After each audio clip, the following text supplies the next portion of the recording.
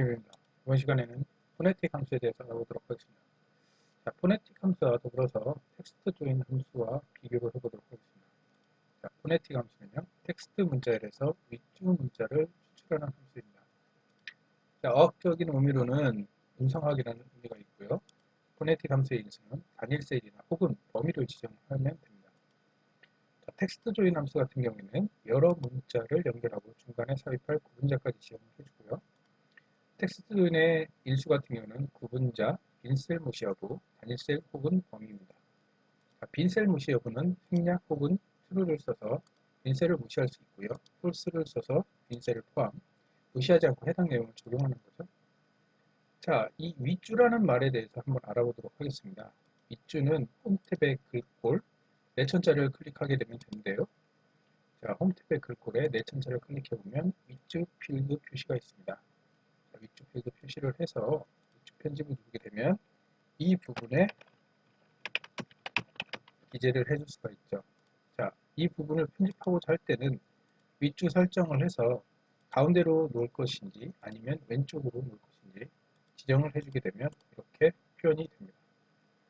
자, 이와 더불어서 윗줄과 더불어서 위층자, 아래층자를 또 알아보도록 하겠습니다. 3.3 제곱미터를 표현을 해줄 때 이 부분을 컨트롤 2를 눌러서 위첨자로 해서 확인을 눌러주게 되면 이렇게 우리가 볼 수 있는 3.3 제곱미터가 표현이 되고요. 자, 또 H2O라는 화학식에서 이 부분을 지정을 해주고 컨트롤 2를 눌러서 셀서식에서 아래 첨자를 체크해주면 자, 이렇게 H2O 화학식이 완성이 됩니다. 자, force라는 영어의 서수 부분인데요. 자, 이 부분도 마찬가지로 위첨자를 체크를 해주고 이 부분을 지정을 해준 다음에 드래그를 해주게 되면 first, second, third 이렇게 순서가 표현이 되죠.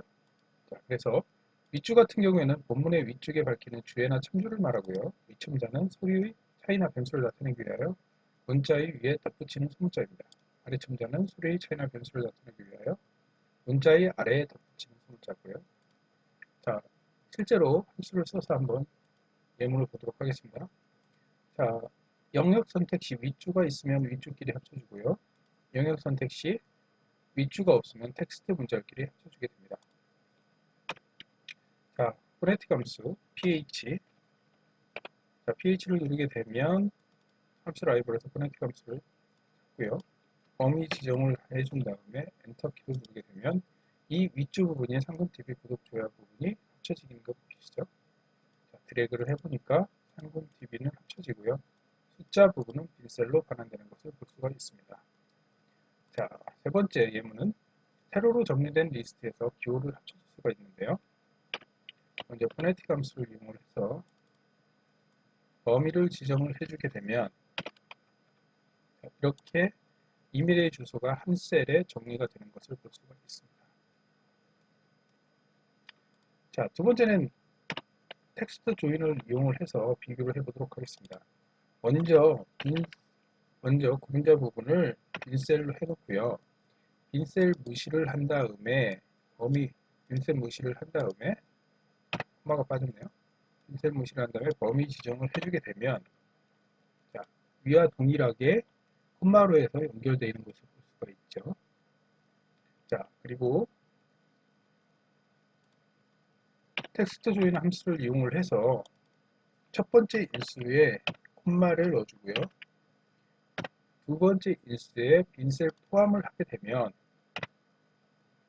이 앞에 부분인 이메일 주소만 범위를 지정하고 엔터를 누르게 되면 위와 동일한 결과물을 얻을 수 있습니다. 자, 문자 텍스트도 마찬가지로 이렇게 해서 텍스트 조인과 포네틱 함수에서 표현을 할 수가 있는 거죠.